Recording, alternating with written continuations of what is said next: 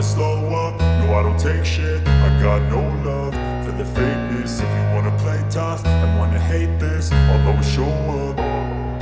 I don't ever slow up, no I don't take shit. I got no love for the fakeness. If you wanna play tough and wanna hate this, I'll always show up and make a statement. I don't ever slow up, no I don't take shit. I got no love for the fakeness. If you wanna play tough and wanna hate this, I'll always show up and make a statement. Everything I do so instinctive and so passionate. Every word I move so descriptive like an adjective. I got a vendetta against people who patented being negative when you should be getting after it.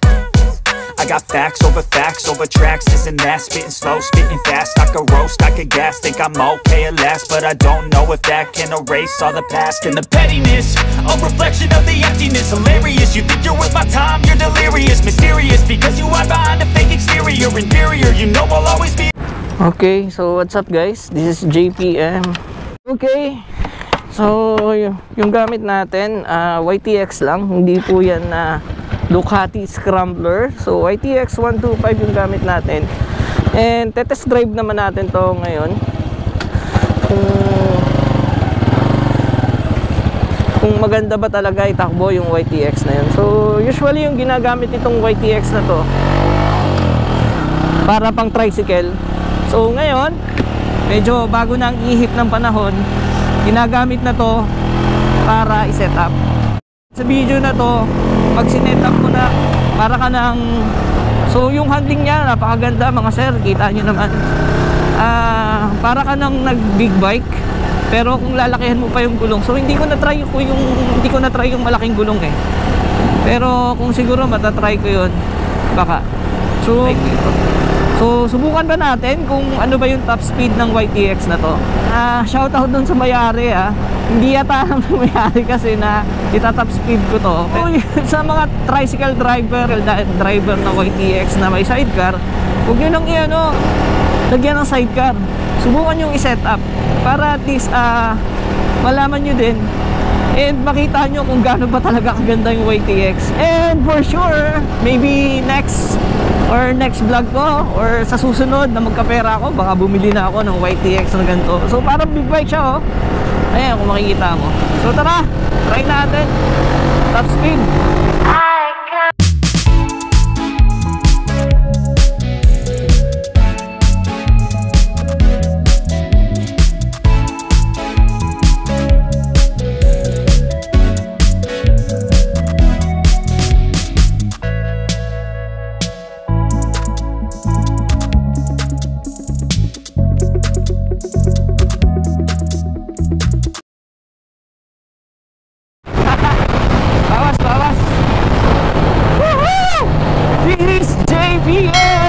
Please like and share and subscribe.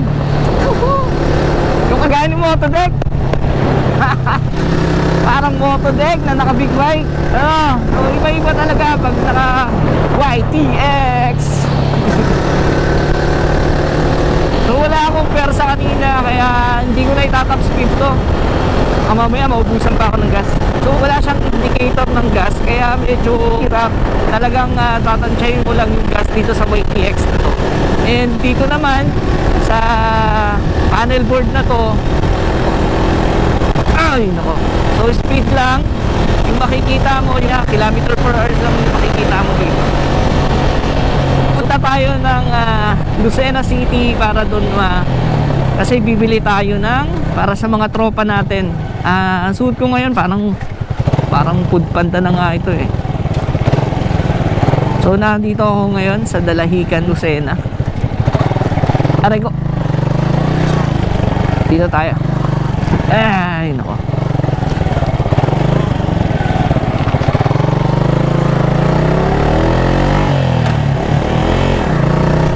sa vlog na to, ang ano natin, bakit YTX yung dapat mong bilhin, bakit hindi NMAX, bakit hindi Aerox, bakit hindi scooter.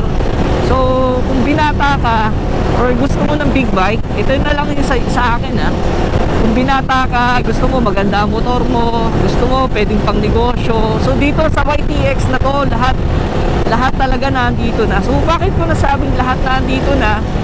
Una, pag gumastos ka ng malaki, itong YTX na to sa market, 49,000 yata. Ngayon, bibili ka ng motor na NMAX, nasa 100,000. Kung bibili ka ng Aerox, nasa 100,000. Bibili ka ng Honda Click, nasa 79,000. Dito sa YTX na to, pag binili mo siya, 49,000 lang. And dun sa 49,000 na yun, gumastos ka na ng mga 10,000, ito na magiging motor mo. So naka-setup na. So depende na lang sa'yo kung anong gusto mong setup ng YTX mo. Kung gusto mo malaki ang gulong or maliit lang. So in this case, dito sa motor na to, minaliit niya lang yung gulong niya sa unahan para at least maganda yung handling para dito sa manibela, and maganda yung takbo para sa motor. So kagaya niya, no. Tapos kagandahan pa dito sa YTX na to, talagang solid talaga to, and masasabi ko na mas mabilis pa nga ito kaysa sa mga scooter na 110cc. Para ka na dito ewan ko kung classic kung classic enthusiast ka ng motor, pwede ito sa YTX. So although meron ding ginagawa ng mga TMX. So para dito sa YTX na ginagamit ko ngayon, YTX 125, and sa mga balak palang bumili na tingin nila pang tricycle to, yes, tama, pang tricycle. Pero in this case, dito sa YTX na to, masasabi ko naman solid and sulit.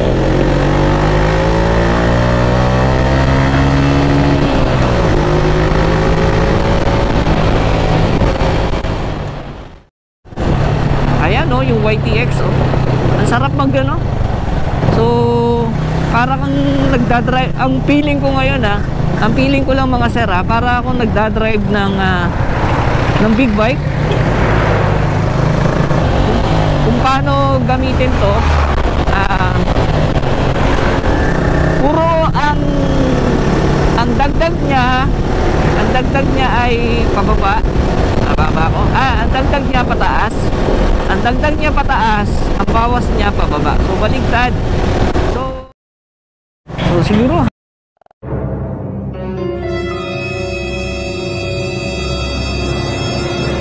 okay.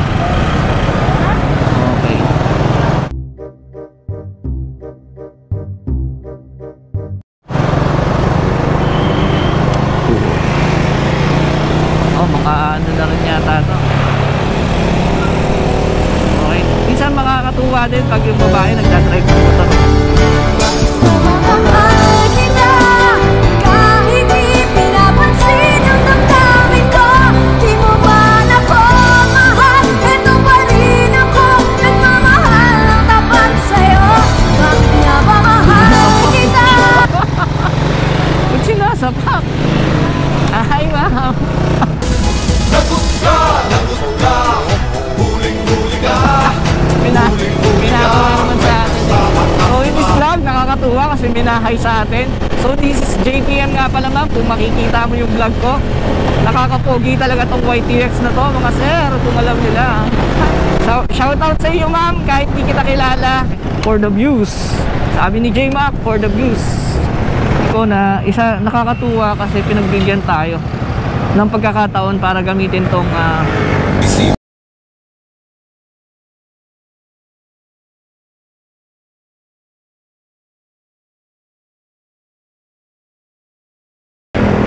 shoutout sa'yo, pa sa Aaron.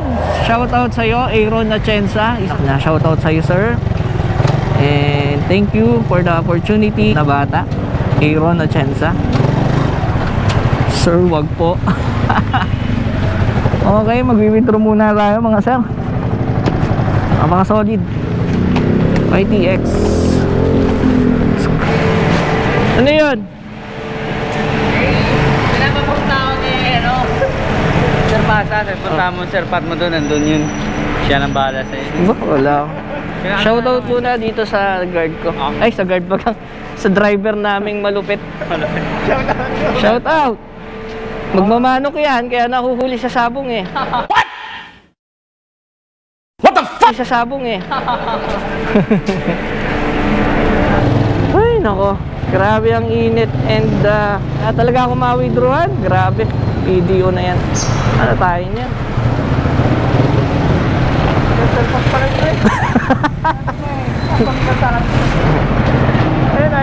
Babanggayin ko sana yun eh. Sabi ko na hindi ako kilala nito.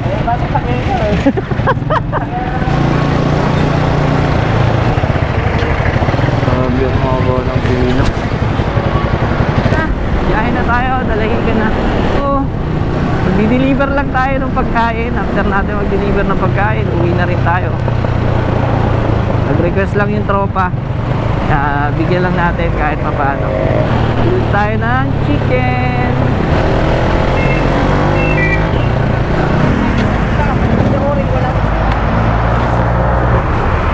Sa buo nga.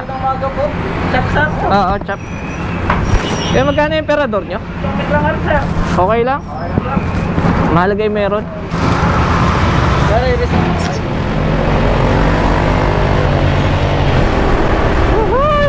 Sarap ng pagmotor ng YTX. Yung issue nito, walang issue para sa akin. Sarap pagmotor.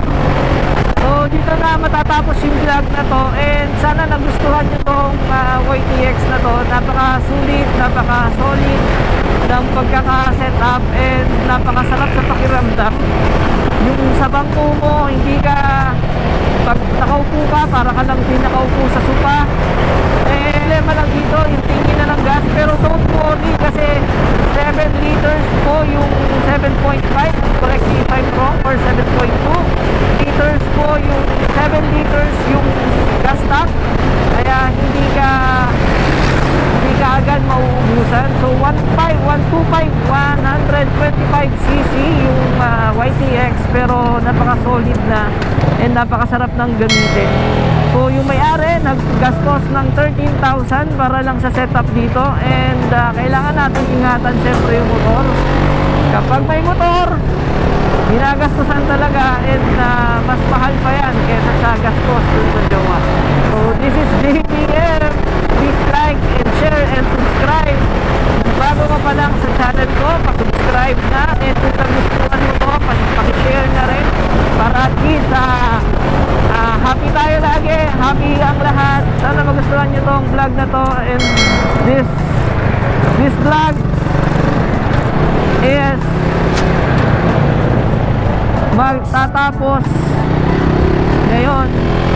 Maraming salamat. Push. Bye-bye.